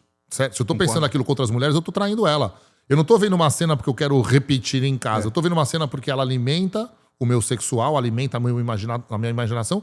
E a minha imaginação, muitas vezes, nessas vezes todas, estava sempre sendo alimentada com uma mulher intocável, com uma mulher que eu gostaria de sair, com uma mulher que eu gostaria... Idealizada, que eu não vou ter relacionamento. Mas a palavra vai dizer... Se eu pensei, se eu desejei, se eu... Já adulterou, né? Já É o que adulterei. Jesus ensinou. Isso é interessante, né? Porque tem gente que acha que não é. E, de fato, não existe uma conjunção carnal com outra mulher. Não existe a via de fato. A via de fato, do ponto de vista carnal. Mas moralmente é uma traição, né? Porque você tem o casamento é um pacto de exclusividade erótica. Exato. O casamento é eu vou ser só seu e a minha única atividade sexual vai ser com você. É isso. Pornografia já manchou isso. Eu tô longe de ser. Você vê aqui, eu tenho guitarras de que sempre amei rock and roll, continuo amando rock and roll. Tenho máquina de pinball que era do Iron Maiden, coisa que eu sempre gostei e tal. Mas eu sei quem eu sou em Cristo hoje. Eu sei se eu escuto uma música de rock porque eu gosto demais de bateria de som, assim como eu escuto Sade, assim como eu escuto Frank Sinatra, country music americano como. Mas o que eu ouço majoritariamente no meu dia? Louvor. Os louvores que eu gosto, louvo a Deus e tal. Às vezes eu boto um rock ou outro, eu escuto alguma coisa que eu curto, mas um bidizão que a gente escutou junto aquela vez e tal. Eu adoro, são sons que animam e tudo mais, são sons seculares que alimentam, que você se diverte, dá risada, dança e tudo mais. É claro, não vou escutar som de apologia ao crime, os sons das feministas que adoram os raps que destroem a mulher, colocando a mulher como sendo um objeto sexual. Essas porcaria, graças a Deus, eu não escuto. Mas eu tô longe de ser o religioso que fala pro cara, ai não, porque, nossa, mas imagina, se você só pensou, você não traiu. Cara, eu acredito isso pra mim. Se você não acredita pra você, eu te respeito. Mas eu entendi que se eu desejo, eu já traí, o que eu faço agora? Nem olho, até brinco com a Bruna. Falei, Bruna, a primeira olhada é inevitável, mas se você olhou de novo, já errou. Isso. A pessoa passou, você reparou assim, viu? Ninguém é cego, ninguém é hipócrita. Vê uma mulher bonita, passou na praia, então beleza, mas eu não fiquei olhando. Agora se eu começo a... Opa. Cara, eu tô desejando. O que eu tô conferindo? Você alimentou, né? O que eu tô conferindo? Se tem ou não tem celulite, se a coxa é maior, se é menor, se o biquíni tá grande, tá pequeno, isso não é problema meu, o problema é da minha mulher. Se tá com a roupa certa, com o biquíni certo, se tá bom, se não tá, né? Aí vem aquele... Porque mulher com celulite... Mas que tipo de homem é você? Quer dizer que se tua mulher tem celulite não é bom o suficiente pra você, ô campeão? Não, então, assim... Tem muita mulher que é insegura com isso, né? Cara, se você casou com um homem de verdade... Que reclama de celulite, você não casou com um homem. É impossível. Né? Você não casou com um homem. Estria, celulite. Não, então, exatamente, cara. Assim, se você aprendeu a amar a sua mulher, claro que é legal sua mulher se manter saudável, ter um corpo bonito. E num casamento saudável, sua esposa engravidou, engordou e tudo mais e voltou. Até porque, primeiro que se o corpo é o templo do Espírito Santo, caberia a você já se cuidar. Certo? Então você não precisa ser uma modelo, mas você cuida da sua saúde, você se cuida pro seu marido. Às vezes você não tem aquele corpo perfeito até que você gostaria, mas, pô, seu cabelo é impecável. Você se maqueia pro seu marido. Pô, Paulão, suas unhas estão bem feitas. Vamos lá, cara. Você é cheirosa. Uma mulher real, de verdade, passa por 3, 4 gestações. É óbvio que o corpo dela vai mudar. Claro que vai. Mas até as marcas do tempo, não tô sendo romantista aqui, é verdade isso. Até as marcas do tempo ali fazem parte da minha mulher, então eu gosto daquilo. Não só isso, quando você olha pra tua mulher e fala assim, e já profetizo que ela pariu 4 filhos pra você, Recebo. é isso. Cara, essa máquina perfeita de Deus, essa máquina, né, Isso. gerou um filho. Tudo bem, você participou, você colocou a sua parte, É. o ovo foi gerado com esperma lá, Pô, mas com a o óvulo, abnegação dela foi muito maior do que a minha, inclusive. o forninho era ela que tava lá, Isso, né? Era lá que tava assando, né? A gente nunca vai entender o que elas passaram. O seio aumenta, depois diminui, a barriga. É muito maluco Eu isso. assisti o parto da minha esposa, cara, uma coisa maravilhosa. Parto Eu também. natural. Assisti os 3 bem de perto. Eu de perto ali. Foi até engraçado que meu braço sujou inteiro na hora. Aí eu falei, onde é que eu enfio esse braço? Eu acho, é tão instintivo que eu acho que a hora que a manuzinha saiu, nasceu, eu acho que eu nem percebi instintivamente a médica coisa, segurando o bebê. Eu devo ter enfiado a mão pra segurar minha filha, minha filha vai cair. Aí eu olhei assim, meu braço cheio daquele líquido bagunçado, era sangue com líquido, né, do parto, aquela bagunça, aquela meleca toda, nem aí pra isso. Não, já- aí depois você vê o moleque, depois que a mulher passou por tudo isso, dizer assim, pô, enjoei dessa mulher, vou pegar uma novinha. Cara, o cara tem que ser muito, muito ruim, né? Tem que ser muito diabólico pra depois de Tem. toda essa história juntos, Tem. de sofrimento, de sacrifício, de amor, de entrega, o cara dizer, pô, já enjoei de você. Vou pegar uma nova. É muito maluco isso. E o Mas que- sabe o que é isso? Às vezes o cara tá cheio de pornografia, né? É o que, O cara é o que tá nos. afundado Ia na falar isso agora. imoralidade. O que nos leva a cometer essa burrada, cara? O espaço que a gente deu pra pornografia. Isso, pro que diabo. Que te trouxe o adultério. É. Que te trouxe aquela falácia de que a grama do vizinho é sempre mais verde. Isso. E aí tu quer pegar uma mocinha mais novinha, mais idade. De novo, aí vai pra questão do corpo, né? Porque o homem que adultera, o que ele vai olhar? Ele não conhece, muitas vezes, a prostituta. Ele não conhece, o que ele vai procurar? Um corpo bonito, Ele é totalmente visualmente, visual, entendeu? E aí você fala, beleza, aí tu tá pegando uma pessoa que é destruída por dentro. Você tá pegando alguém que não tem o menor valor e tudo mais. É uma pessoa que não te soma nada, mas visualmente era Mas alguém é legal. isso, cara. O pessoal não entende, cara, o quanto a pornografia é destrutiva. Pornografia transforma você num monstro, cara. Porque você começa a idealizar uma coisa que nunca vai ser real. Você não vai casar com atriz pornô, meu amigo. As posições, o jeito, as coisas que elas encenam ali que não tem nada a ver com o sexo prazeroso para uma mulher de verdade. E pior, Rafa, não é só você querer que a tua mulher seja aquela atriz. É tu se achar uma porcaria perante a performance que você vê de um cara que é um ator. Pois é. Aí Olha, você olha e você fala assim, caraca, cara. É. Quer dizer que aqueles meus 5 minutinhos bem batalhados lá tá horrível. 5 eu tô exagerando. Quer dizer que aqueles meus 5 minutos trabalhados ali no suor não vai nada, porque tu vai ver um filme, o cara fica lá meia hora e tal. é muito demoníaco, cara. Aí o que acontece? Cara, destrói você. É. Porque nós não somos capazes de fazer o que os caras fazem. Nós não somos ator, nós não tomamos uma injeção lá no membro que o negócio ficou daquele tamanho, daquele jeito. Nós não somos esse cara, nós somos ser humano. É, nós você estamos vê- numa você vê relação que real. É uma indústria, cara, é um plano que é eugênico. Ele quer bestializar, mudar o ser humano, né? É muito feio, porque Nada ali é natural, não existe naturalidade. nada, e você vai projetar. Vai. Você fica vendo aquilo, você projeta e quer. Sim. Eu quero ser aquele cara e eu Isso. quero que minha mulher seja aquela mulher também. E nunca vai ter. Não vai. Tu nunca vai ser aquilo e a mulher que você tem é muito maravilhosa, muito melhor do que essa porcaria que você tá enxergando aí. É. Entendeu? Só que o cara não enxerga isso porque ele não valoriza história, renúncia, virtudes. O pecado vai fazendo ele ficar simplesmente carnal, material. Ele se torna incapaz de enxergar aquilo que os olhos não veem, né? Com certeza. Você que caminhou do meu lado, Rafa, a gente já caminhando aí para encerrar esse papo maravilhoso, mas você que caminhou com o meu lado, né, em momentos que a gente vê fragilidades dos homens, em momentos que eu acho legal, a gente comentou aqui, em que é importante a gente ver os homens se tornarem vulneráveis, aonde tem que se tornar, né, para Cristo, abrirem seus corações. A gente vê esses caras muitas vezes se entregarem, se aquebrantarem, né, terem essa quebra de orgulho, moer o orgulho e poder estender a mão e falar, cara, eu tô quebrado aqui, eu preciso de ajuda, né, no ambiente, né, pode falar o que for no Legendários, o que for, mas que a ferramenta funciona e funciona muito bem, isso é indiscutível. Então, onde a gente tá ali, só homens, tal, tentando doar para alguém o que você já recebeu de Deus, cara, eu não sei a sua percepção de tudo que a gente escuta, de tudo que a gente vê quando a gente caminha com esses homens, também na igreja, e você ainda mais ainda, eu tô falando isso porque eu não sou pastor, você é um pastor e tá pastoreando tantas ovelhas. O que destruiu esses homens, e aí não vou falar das mulheres, que também acredito que sofram do mesmo problema, mas porque a gente tá inserido no meio dos homens.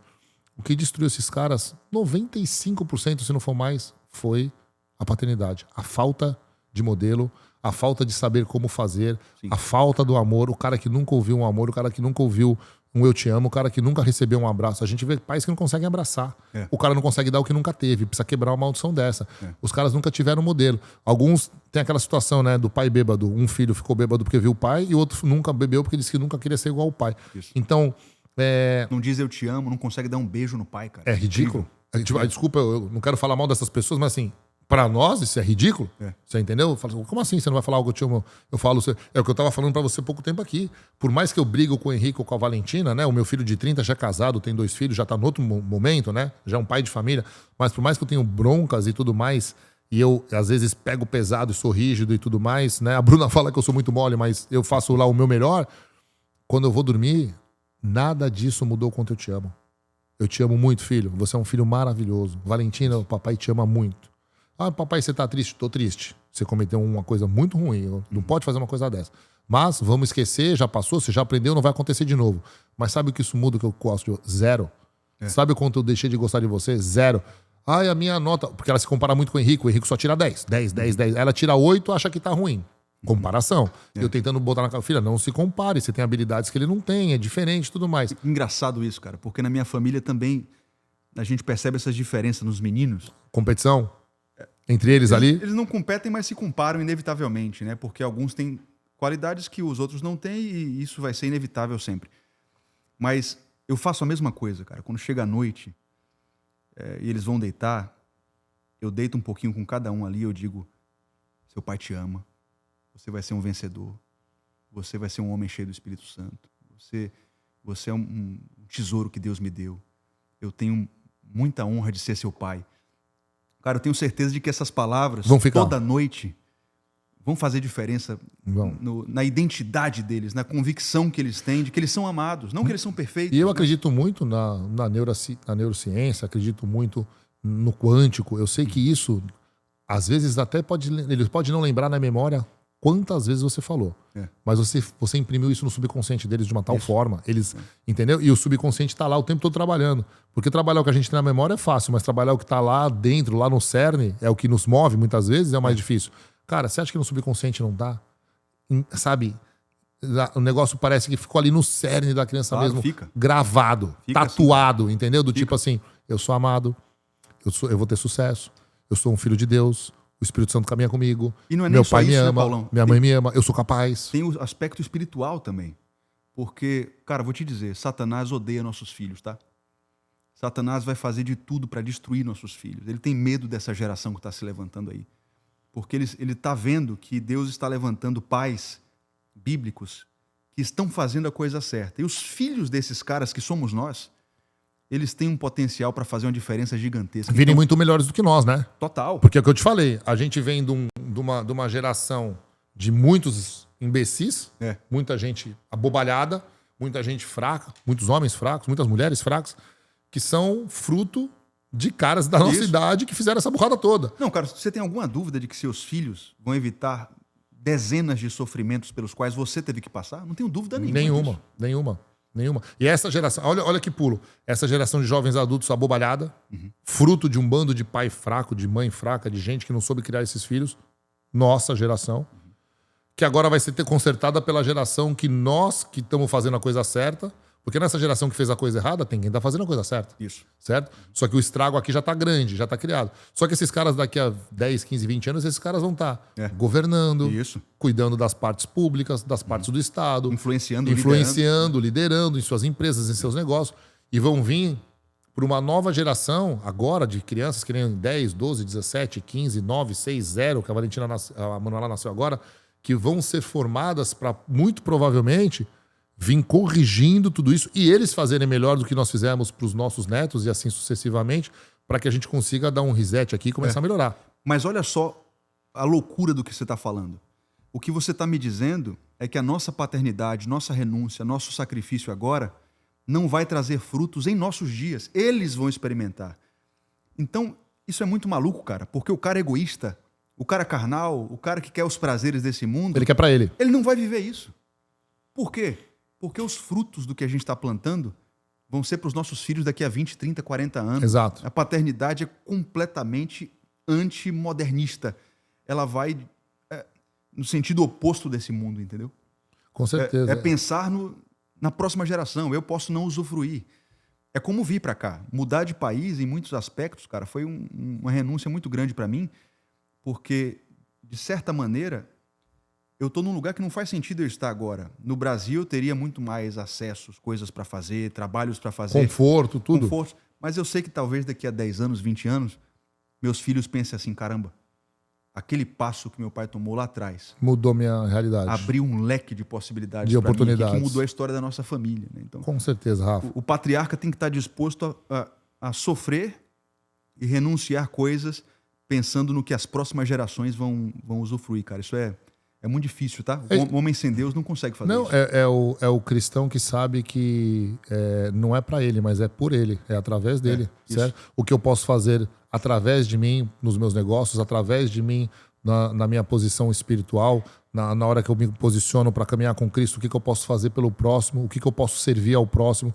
Então, o que eu posso utilizar se eu estou tendo sucesso, se Deus está abençoando, se eu estou tendo uma boa condição financeira, o que eu posso fazer através do meu dinheiro para facilitar a vida do próximo. Porque se a gente pensasse assim, como sociedade, é justamente a gente está deixando cada vez um legado melhor para as pessoas. Mas o imediatista é o adúltero, é o do pornografia, é o que trai, é o que passa o sócio para trás, é o que faz uma coisa errada para ganhar um dinheiro, uma vantagem, porque o cara quer ele colher, mas ele não sabe que os frutos são colhidos das sementes plantadas. Isso. Né? E o cara quer comer a semente, né? Exato. E o cara que come a semente não tem nenhum fruto. Ele quer ter uma árvore, mas a árvore você planta hoje e ela cresce daqui a 20 anos, 30 anos, né? Até o ciclo se formar e a coisa começar a frutificar. Mas essa geração quer plantar e colher semana que vem, né?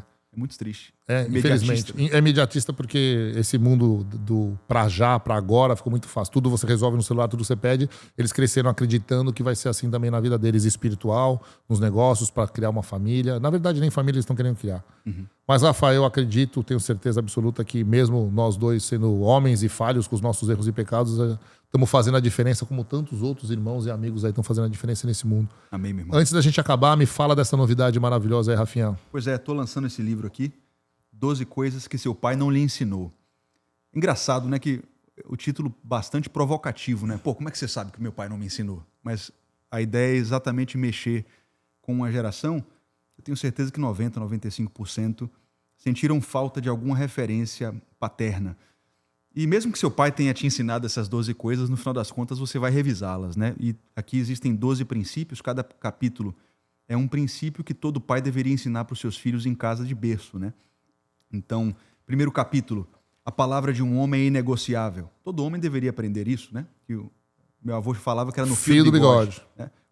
Um juramento, um voto, uma palavra empenhada tem que valer mais do que um contrato. Com certeza. assinado. Ela já é um contrato por si só, né? Espiritualmente também. Sim, mas os homens da nossa geração não aprenderam honram. isso em casa. Né? Sim. Capítulo 2, a falta de iniciativa cobra um preço muito alto. Né? O homem omisso, o homem apático, leniente, ele vai pagar um preço muito alto.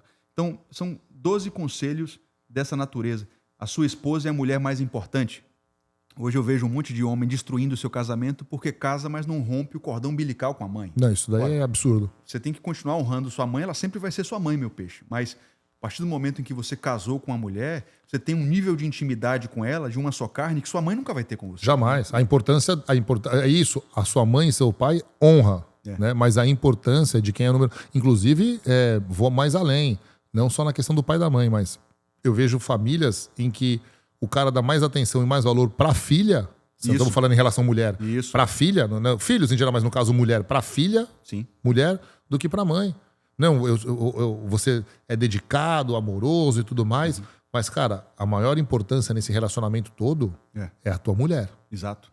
A honra e você manter a sua posição de homem, de sacerdote, e você manter a sua masculinidade, e você fazer com que a coisa seja crística dentro do seu lar, para respeitar primeiro a sua mulher. Que seus filhos paguem as consequências se for necessário, mas que quem tem que segurar a bronca aqui é só... Até porque os filhos que são esse presente de Deus para você, que são os presentes de Cristo, que são a herança do Senhor, eles vão para a vida deles. Isso. Eles vão correr a vida deles. Esse é o ponto. O princípio é esse. Quem vai ficar com você depois? É esse aí. O princípio é esse. A sua esposa é mais importante do que sua mãe. A sua esposa é mais importante do que sua filha. Por quê? Qual é a lógica nisso aí? Você saiu do núcleo familiar de sua mãe, constituiu a sua própria família. Sim. Seus filhos um dia farão esse mesmo movimento.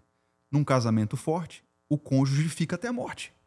Então, você priorizar os filhos em detrimento da esposa é como você dizer que o fruto é mais importante que a árvore. O fruto veio da árvore. O fruto só existe porque a árvore deu fruto. Sim. O pessoal não entende isso hoje em dia. É a mesma coisa o cara que fica olhando pra lua ou pro sol e fala, nossa, que astro maravilhoso. E fica ali o tempo todo vangloriando o astro, mas tá, mas e o criador? A criatura você achou legal, né? Verdade. Mas o criador você esqueceu? É. É a mesma coisa. Porque querendo ou não, o filho e a mãe são transitórios. É. Não são? Verdade. A mãe que te criou e te colocou no mundo pra você seguir tua vida. Se você o fez filho o trabalho que você certo, criou... ele vai voar, né? É isso, o filho que você fez e que você vai lançar. A flecha que vai embora. É. Quem vai segurar o rock até o final? É a esposa. É isso Aí aí. do seu lado com você. Então, o livro Opa, traz esses mostra princípios aí. aqui. Tá? 12 coisas que seu pai não lhe ensinou. São 12 capítulos nessa pegada. Cada um traz um ensinamento que todo homem deveria saber. A gente sempre coloca aqui depois também o Instagram. O Rafa tem pouco seguidor, precisa dar um clique lá, ajuda ele, Me ajuda ele tá começando, mas não tem problema. Mas, Rafa, obrigado. Uma honra. É sempre um prazer conversar contigo. E aquilo, não tem melhor forma da gente aprender mais do que conversar sobre, escutar, discutir sobre assuntos de Deus, discutir sobre família, falar sobre aquilo que é mais importante, né? Segundo a visão que a gente vê na palavra e segundo a visão que eu tenho certeza de Deus Pai Todo-Poderoso olhando aqui para baixo. Nenhum projeto é tão importante, nenhum negócio é tão importante, nada que você vai conquistar e tal, nada é mais importante para Deus do que a família, cara. Esse é o projeto original de Deus para nossa vida, uma família na palavra, uma família bem estruturada. A partir dessa família, se a gente fizer isso bem feito, cara, ninguém nos segura. Ninguém nos segura nos negócios, ninguém nos segura nas relações. Nosso emocional tá bom, nossa relação com as pessoas socialmente tá bem, nossa relação com a diversão, com o dia a dia, com o lazer tá bem. Eu acredito que com uma família estruturada, cara, por mais que tenham percalços, dificuldades, e a gente sempre vai ter, é a fórmula do sucesso. Primeiro você aprende a governar seu lar, depois você governa todo o resto. É isso aí. Inverte essa lógica, já a coisa quebra. Já errou. Então é isso aí, galera. Fica aqui mais um episódio maravilhoso. Obrigado, Rafa, meu irmão. Uma honra, Esse meu irmão. cara aqui, gente boa, maravilhoso. Mentiu, mas a gente acaba mentindo. Às vezes a gente erra esse negócio aí de que tá todo dia, sei lá, diz que o time tá entrando em campo, é treino, é amistoso. Tá, há controvérsias, mas vamos aqui acreditar e vamos torcer, porque tô achando que ano que vem uma menininha. Porque esse cara só faz homem, cara. O que Deus mandar, a gente acorda. É isso aí. Muito obrigado. Até a próxima. Curte, compartilha aí, ativa o sininho. E não esquece, se você está precisando, e todos nós estamos, de entender cada vez mais qual é a sua posição como homem e qual é a sua posição como marido e da importância que é ser esse cara fera da porta para dentro, não da porta para fora, escuta esse cara que ele tem muita coisa para você aprender, assim como a gente aprende com ele todo santo dia. Valeu.